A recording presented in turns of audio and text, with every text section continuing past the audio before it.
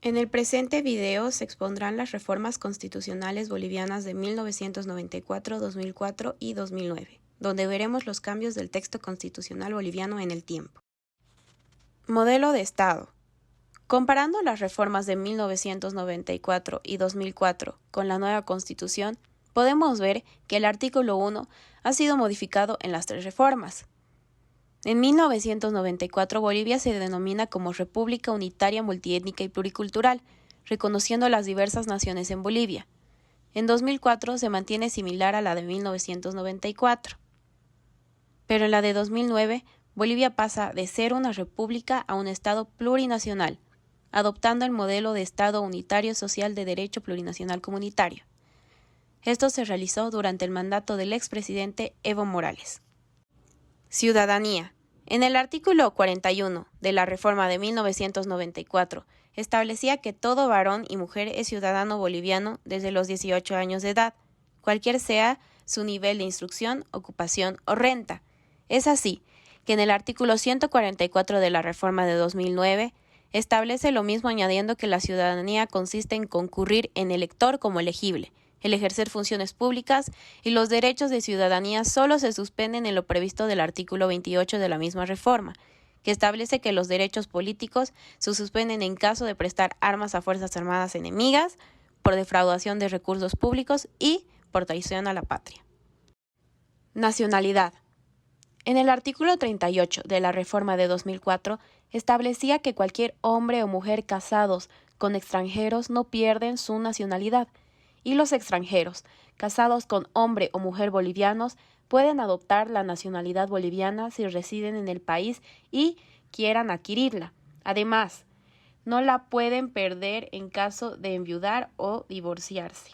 Asimismo, en el artículo 143 de la reforma de 2009, establece lo mismo, añadiendo que los extranjeros casados con mujer y hombre bolivianos no serán obligados a renunciar a su nacionalidad de origen. Derechos de los pueblos indígenas originarios campesinos. En el artículo 172 de la reforma de 2004 establecía los derechos sociales, económicos y culturales de los pueblos indígenas, incluyendo el uso sostenible de los recursos naturales. Son reconocidos, respetados y protegidos por el Estado. Las autoridades de las comunidades indígenas pueden ejercer funciones administrativas y aplicar normas propias sin ser contrarias a la Constitución, mientras en el artículo 30 de la reforma de 2009 los pueblos indígenas tienen derecho a su existencia, identidad, cultura, libre determinación, territorios, instituciones propias y protección de sus lugares sagrados, así como el reconocimiento y promoción de sus saberes tradicionales, educación intracultural y participación en la toma de decisiones del Estado. El Estado garantiza y protege estos derechos. Se puede ver su similitud, pero en la reforma de 2009 se añadieron nuevos derechos para los pueblos indígenas originarios campesinos, como por ejemplo la titulación de tierras. Participación y control social. Se establecía en el artículo 4 de la reforma de 2004 que el pueblo gobierna y delibera mediante la Asamblea Constituyente, la iniciativa legislativa ciudadana y el referéndum, mientras que en el artículo 242 de la reforma de 2009 implica participar en la formulación de políticas de Estado, apoyando la Asamblea Legislativa, realizando un control social en los distintos niveles de gobierno, denunciar a instituciones si corresponde, apoyar al órgano electoral en la transparencia de las postulaciones, entre los que más resaltan. Tribunal Constitucional. En el artículo 119 de la reforma de 1994 establecía que el Tribunal Constitucional es independiente y solo está sometido a la Constitución. Se conforma por 5 magistrados escogidos por el Congreso Nacional por 2/3 de los votos de los presentes. Ejerce sus funciones por 10 años improrrogables y pueden ser reelectos. Para ser magistrados se debe estar en las mismas condiciones que los ministros de la Corte Suprema de Justicia. Y los delitos cometidos por magistrados se rigen por las normas establecidas para los ministros de la Corte Suprema de Justicia. Es así que en la reforma de 2009 el Tribunal Constitucional pasa a ser Tribunal Constitucional Plurinacional, donde de los artículos 196 al 204 establecen que el tribunal vela por la supremacía de la Constitución, ejerce control de constitucionalidad y protege el ejercicio de los derechos y garantías constitucionales. Interpreta todo documento, acta y resolución, incluyendo el texto constitucional, dando preferencia a la voluntad del constituyente. Los magistrados son elegidos por criterios de plurinacionalidad, con representación en el sistema ordinario e indígena. Además, son elegidos mediante sufragio universal. Se podrán postular las personas que son propuestas por organizaciones civiles y pueblos indígenas originarios campesinos. Se encarga de conocer y resolver conflictos de todas las instituciones bolivianas. Las decisiones del tribunal son de cumplimiento obligatorio y la Ley 027, promulgada el año 2010, regirá los procedimientos del tribunal. Gobierno municipal. En el artículo 201 de la reforma de 2004 establecía que el Consejo Municipal tiene potestad normativa y fiscalizadora.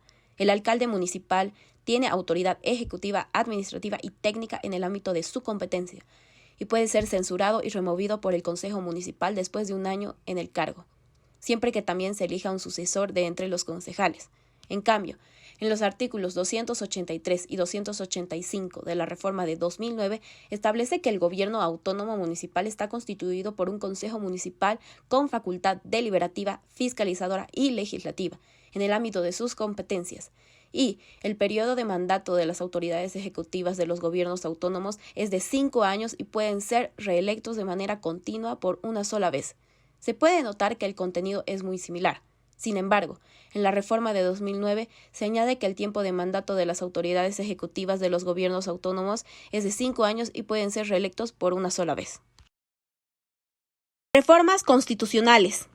En el artículo 231 de la reforma de 2004 establecía que las reformas constitucionales requerirán la aprobación de 2/3 de votos en ambas cámaras. Una vez aprobada, será enviada al Ejecutivo para su promulgación sin posibilidad de veto. Si la reforma afecta el periodo constitucional del presidente o vicepresidente, entrará en vigencia en el siguiente periodo. Mientras en el artículo 411 de la reforma de 2009 establece que la reforma total de la Constitución requerirá una asamblea constituyente originaria plenipotenciaria, activada por voluntad popular mediante el referendo.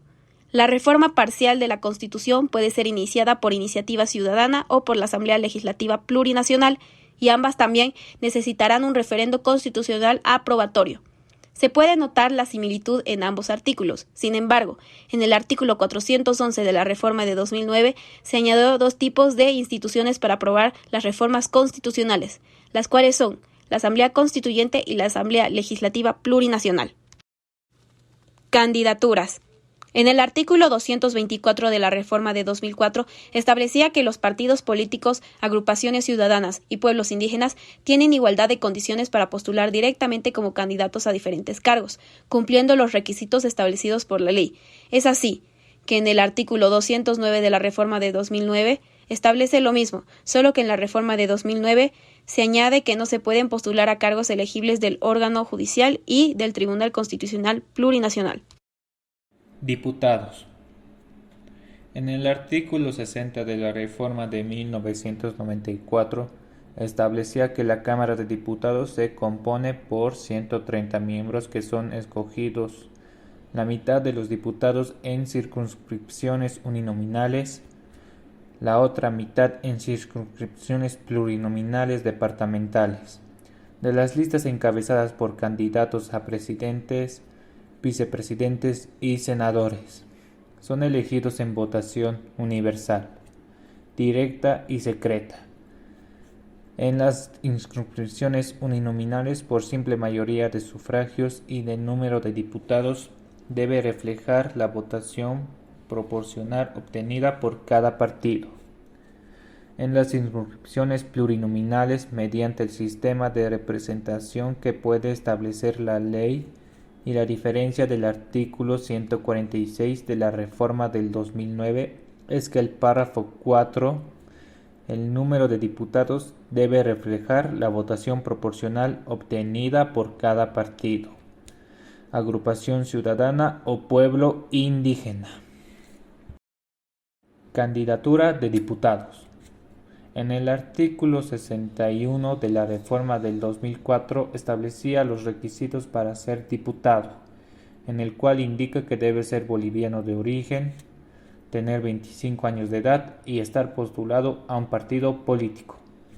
Mientras que en el artículo 149 de la reforma del 2009 establece que para ser candidata o candidato a la Asamblea Legislativa Plurinacional se requerirá cumplir con las condiciones generales de acceso al servicio público, contar con 18 años de edad cumplidos en el momento de la elección, haber recibido de forma permanente al menos 2 años inmediatamente anteriores a la elección en la circunscripción correspondiente.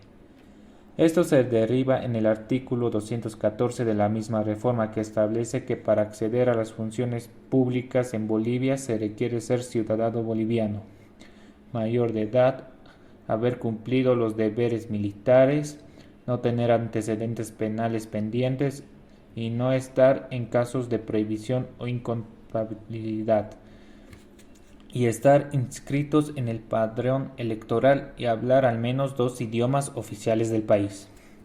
Se pueden notar algunas diferencias en la reforma del 2004. Se debía tener 25 años de edad para tener poder del diputado.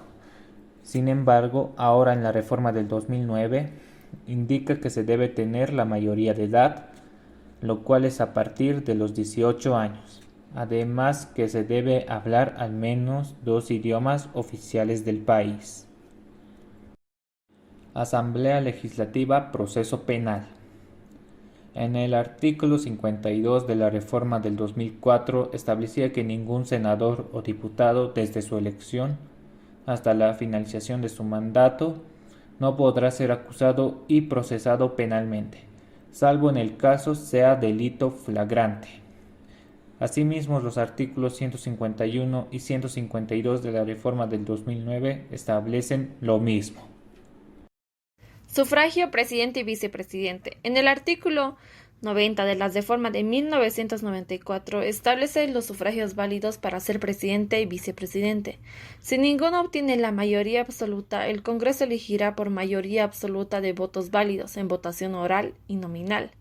En caso de empate, se repetirá la votación, mientras que en el artículo 166 de la reforma del 2009 establece que el presidente y vicepresidente serán elegidos por sufragio universal, obligatorio, directo, libre y secreto. Los candidatos que tengan el 50% más uno de los votos válidos, con una diferencia del 10% en relación a la segunda candidatura, serán proclamados presidente y vicepresidente del Estado.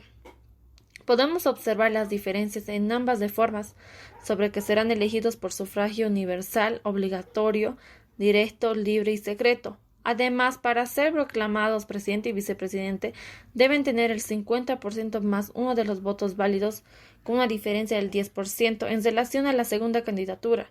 Sin embargo, entre estos dos artículos de diferentes reformas existe un parecido respecto a que en caso de empate se llevará a segunda vuelta electoral entre los dos candidatos más votados. Selección presidente y vicepresidente. En el artículo 87 de la reforma de 1994 establecía que el presidente y el vicepresidente tienen como un mandato de 5 años sin posibilidades de elección inmediata. El vicepresidente tampoco puede ser elegido como presidente o vicepresidente en el siguiente periodo. En cambio, en el artículo 168 de la reforma del 2009 establece que el periodo de mandato de la presidenta o del presidente y de la vicepresidenta o del vicepresidente del Estado es de 5 años y puede ser electas o electos solo una vez de una manera continua. En ambos artículos se establece que el mandato de 5 años del presidente y vicepresidente, pero se diferencian que en el artículo 168 de las reformas sí se pueden ser electos una sola vez de una manera continua. Ausencia presidencial. En el artículo 95 de la reforma del 2004 establecía que el presidente no podría ausentarse del territorio nacional por más de 5 días sin permiso del Congreso. Asimismo, al retornar, tiene que rendir un informe al Congreso. En cambio, en el artículo 173 de la reforma del 2009 establece que el presidente podrá ausentarse por misión oficial sin autorización de la Asamblea Legislativa Plurinacional por un máximo de 10 días. Se puede ver la diferencia sobre que el presidente tiene 5 días más para ausentarse y que ya no necesita tener un permiso ni realizar un informe.